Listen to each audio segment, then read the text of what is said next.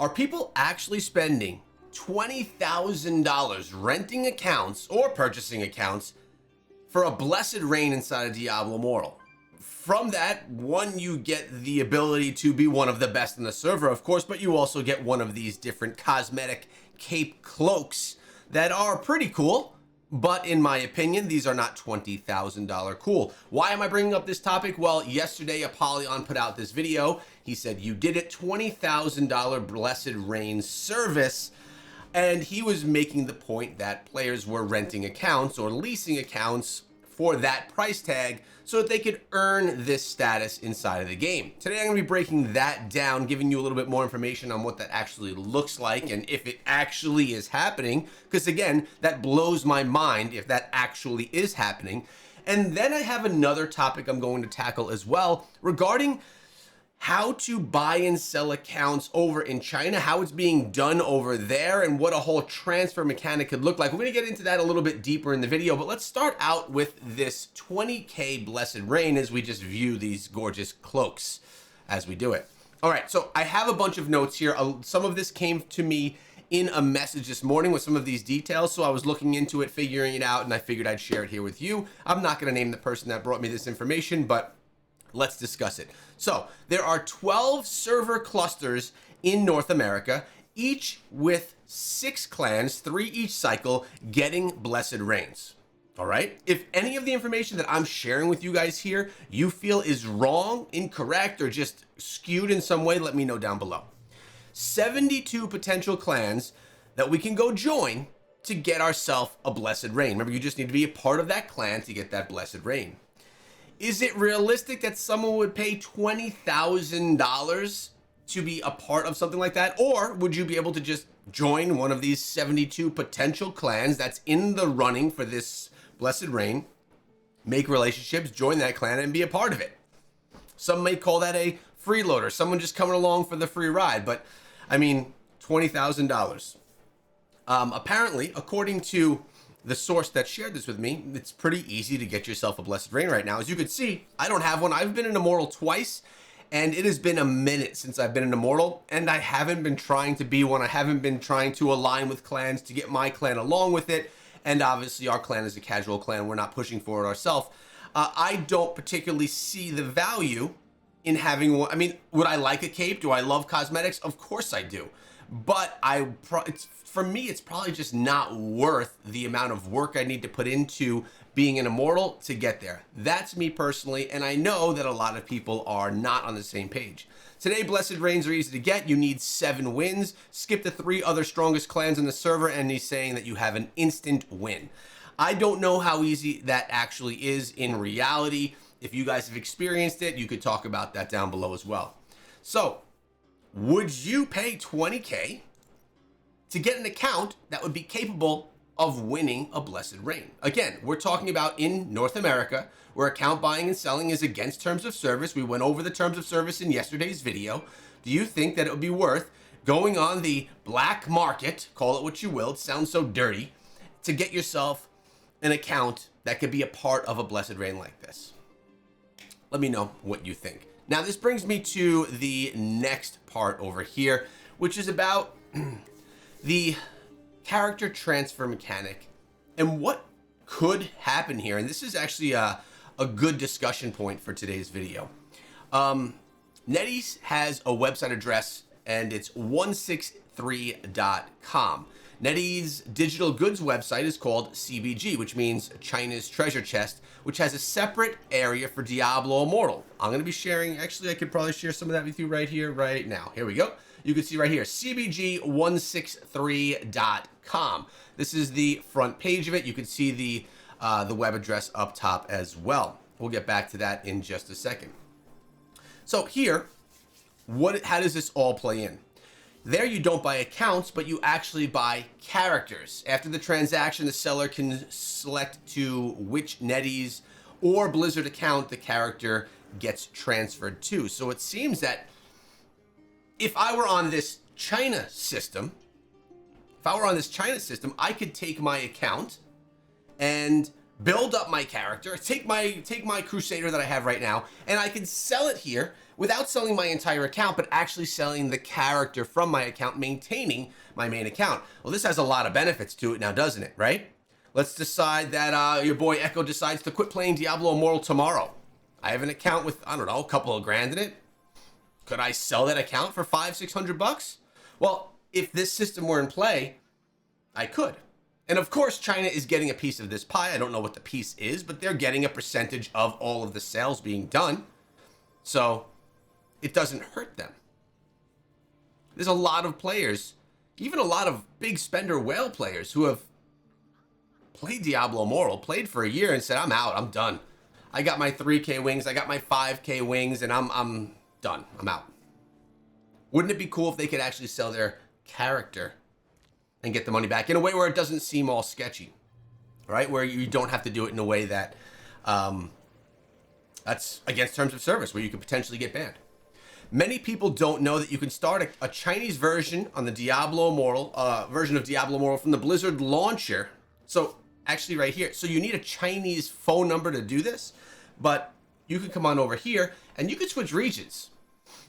You guys can test this out if you want, to be very transparent. I did not test it out. I do not want to log out of my account on my BlizzNet server and switch servers and all that stuff. I just don't want to mess with it because I'm not going to be doing anything until it's accepted and done by North America. But apparently you could change your region right from Battle.net, and you could apparently start on a Chinese server your Diablo Immortal account. And I guess you could even participate in doing this type of stuff because the NetEase side of things, this is all good and legal, which is actually really quite interesting. When we look at this image right here, you have a barbarian selling for whatever that is, 5,000. Full star gem, 4 stars, level 10 full star gem 1. It's basically telling you what the character is. Let's look at this Mist Blade one because it's a little bit easier to read. Nearly 20K, full gems, 7 star, level 10 full star gem, 6 star, legendary costume, 14, awakening equipment, 8, fashion sets, 45, original familiar, orange familiar, 1. So this is not in USD, of course, but it shows you how the mechanic works here and how things could actually be bought and sold. And again, there are advantages and disadvantages of this mechanic. One, well, actually, let's go into those advantages and disadvantages. Let's do that right now. Okay, more complaints from Blizzard, knowing a huge part of your player base is not aligned. So if people were to do this, right? If let's say you were to start an account on the Chinese server and do it over there, and then try and play over here, well, terms of service are different over in China versus the North American version of the game here. So terms of service are different for both sets of people. If you start getting crossover between all of those people, things are going to be misaligned. People are not going to be aligned on how things are. Now, another thing that's cool though is, let's say you could buy and sell your account. If I want to take my Crusader here and go sell it somewhere, someone could actually get my Crusader and they could feel comfortable investing more into it. Look, I'm sitting at 3K res right here. I'm no whale. I'm no whale at all. But someone could buy my account, let's say for, I don't know, I have no idea what the value is, $1,000, $500. And they could then continuously grow it, invest more into that account because they then know that it's legal, that it's not investing into something that could potentially be banned because it was done through the proper outlets. And that's really cool. That's actually going to be more money in the pockets for Blizzard because let the buying and selling of accounts happen, take a 20% profit from any buying and selling, and then let's say my friend buys this account. He could then throw another 5 grand into it. He's got a good base to start, and then he could throw another 5,000 into it, which, you know what? That goes in Blizzard's pocket as well. Now, when people are buying and selling some of these whale accounts on the black market, would you invest? Let's say you spend $20,000 on an 8 or 9K res account. Are those players then dropping another $10,000 to $20,000 into those accounts? Or are they just using them as is because they're illegal accounts that could potentially get a ban, so they don't want to risk putting any more money into the development of that account? I could see that totally being a thing. I don't know because I'm not a whale. and I'm not someone that's bought the account, so I don't know the philosophy there, but if I think about it, that's how I think it would go. But with this idea that we're talking about here, it's a lot safer. And I think it could be more money in Blizzard's pocket too in another way. People who buy accounts could invest more because they know that they're buying onto a legit base. It's exactly the point that we were just making right here. This is a safe solution. And you could also invest more because you know that whatever you invest, you can then go sell it on the market. And you could get a return without having to maybe deal with something that you're uncomfortable with because it's against terms of service. Blizzard could charge, okay, so now we know that there's a lot of server transfer that goes on, right? There's a Blessed Rain going on over in this server. People are going to transfer over there. People are going to transfer over here as well so they can continue jumping to these different reigns. Blizzard could charge a whole bunch of money per character transfer. There are accounts that have been in 2.5 years alone in 4 hands, which could mean another 2 grand. So essentially what this point is here is if you're able to take an account and transfer it to another server and just continuously transfer it, sell it, transfer it to a different server, sell it, transfer it, Blizzard's making money all the way. They're making money on the server transfer, which honestly could probably be more expensive.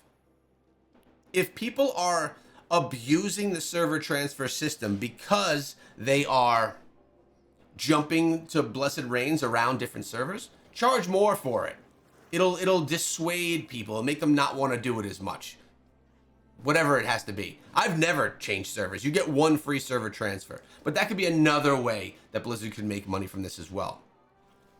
At the end of the day, if you're looking at a player base playing this game for 5 years, 10 years, recycling all of these same accounts, selling them on the market, having someone be able to pick them up, it's all a great way to make what's happening legal inside of the game while Blizzard gets a piece of the pie. So honestly, what we're talking about here is like, this is the best of pretty much both worlds.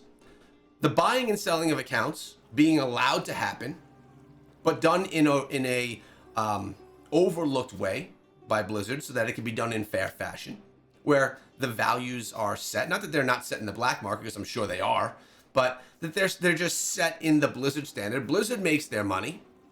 People can have accounts that they know are legal accounts that they can feel comfortable with, that they can invest more into, which means more money for Blizzard. Transferring to different servers is more money for Blizzard. It really does seem to work out well.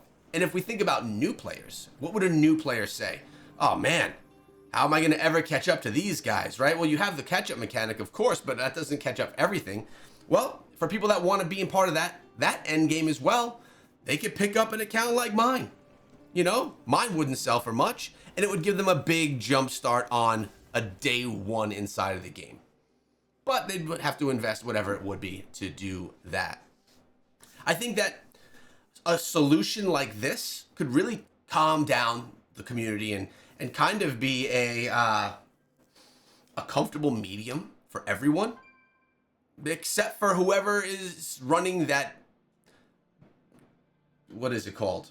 You know, that back end business that's making money off of the buying and selling accounts. Obviously, this would be bad. This solution would put that business out of business. So they wouldn't like that. But it would all be done legally inside of the game. And if that business was being done for the goodness of the game, for players to be able to experience the Blessed Reign so that players can partake in that side of the game, then this solution would do the same exact thing. So the goodness of heart from the people that are running that whole system, well, now it will be run for them, and they could just spend more time organizing their clans, organizing the Blessed Reigns, and enjoying Diablo Immortal rather than having to run a side business in the back end. Now, this is just a concept. This is just an idea. I don't know if this type of a system would ever come to North America. I haven't talked to Blizzard about this type of a system, about bringing it to North America. I do think it's a cool idea, even personally, though. A lot of you don't know, but I am into the ability to pull value out of a game. I love the idea, whether it be this system or any other. I love the idea of being able to rank up a gem, you know, to rank 5, 6, 7, And then if I don't want to use it anymore, sell it. Make some money out of that. Whether it's platinum, whether it's US dollars, and I could actually extract it from the game. I love that stuff inside of gaming. I actually think it's the future of gaming. So I like the idea of this because it gives that freedom for players. This may never come to Diablo Immortal. This may just be a topic that was discussed, but I think it is, and it was worthy of talking about, that the system is in place. This is happening over on the Chinese servers, and it's fully accepted by NetEase. But will it ever be accepted here?